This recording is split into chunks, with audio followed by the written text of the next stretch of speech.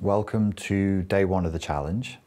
The comment section under this video is where you would want to be sharing your lists or mind maps, however you formulated them, of your goals, your intent, your values, and it's also where you want to look at other people's work and encourage them along as they're going through their process as well.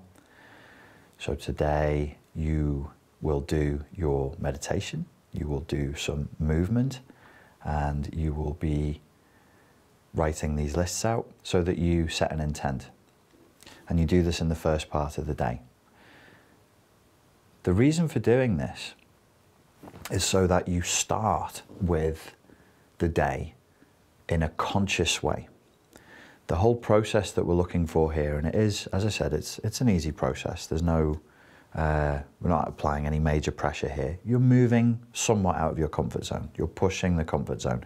Every day, you're pushing the comfort zone a little bit more until it becomes a new comfort zone.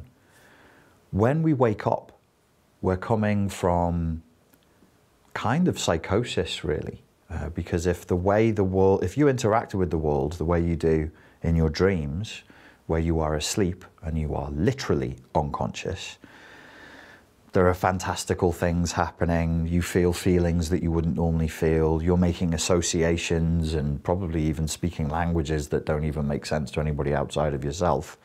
Moving through time and space, being different people, being different things, and remembering probably a tiny, tiny fraction of all of that. This is psychosis. This is psychotic. This is unconscious. It's chaos. We need it. We need quite a lot of it. Out of every 24-hour period, you need 8 hours of it to be in this state, to be in a pure yin, dark, unconscious, chaotic state. When you come out of it, if you just start doing things impulsively, what can happen is that unconscious, chaotic, psychotic, in inverted commas, you haven't become psychotic. You would be psychotic if you try and lived your waking life like that. It would be full of hallucinations and delusions and strangeness. When you come from that state into the waking state, if it's not you and your will imposed on your mind and your emotions for that day, it will be somebody else's. I don't think that's a particularly wild statement to make. I don't think it's like conspiracy theory, oh, the Illuminati are going to grab hold of your mind and take it somewhere. Somebody. It might not be a corporation. It might not be some cabal of people. It might just be the people you live with.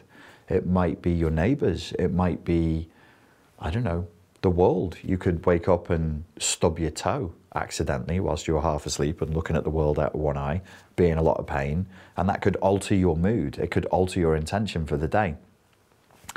If you're open and in the yin state, which you need to go into in order to survive, because people break down very, very quickly when we deprive them of sleep. If you remain open, you need this state of openness, but then you need to move it into a state where there is structure and there is intent. And the person who's setting the structure and the intent, I would suggest, should be you, not your neighbors, not your family, not your partner, not the news, not social media. It should be you. If we're moving towards sovereignty and agency and we want to make the unconscious conscious, the key time of the day in that process, and we all go through it every day, everybody sleeps and everybody wakes up, the key time of day is when you've woken up. How are you waking up? The exercises that I've given you to do, the breath work, the meditation, the movement, plus the setting of intention and writing it down, not thinking it, not watching it on a screen and going, oh, I would do it. No, you must pick up a pen and you must scrawl something down. You must write your spells for the day and set your intent. It is a way of allowing you to go from the non-structured, from the yin state, the chaotic state, the soft state, into a structured state, from the unconscious to the conscious, and from chaos to order. One of the things that I noticed over the years with anything and everything that I've done that helps people in in a context that you could say is like counseling, coaching, or therapy. And any help that I've got is always in that direction. It is from chaos to order, and it's from the unconscious to the conscious. It's from that which could be the realm of pure potentiality to that which is.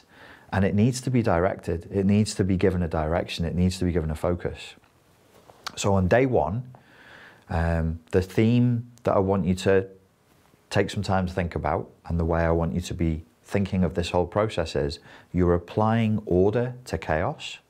This effectively is 30 days of shadow work, to the extent that we are making that which is unconscious conscious, and we're applying an intent to it. Do I need to say that this intent should be good? The intent should be life-affirming. It should be towards you and the people around you, your community and the rest of humanity, living better. It's no point if we go from unconscious to conscious and that consciousness is dark and evil and imprisoning and exploitative. We want that consciousness to rise up. We want to be at a higher level of consciousness. And this is how we do it. We go from sleep to waking, and we set the intent that it's going to be positive, that it's going to be high energy, and it's going to be for the highest good of all concerned. Ladies and gentlemen, welcome to day one. Thank you very much for your time and your attention, and I look forward to speaking to you again tomorrow. Cheers.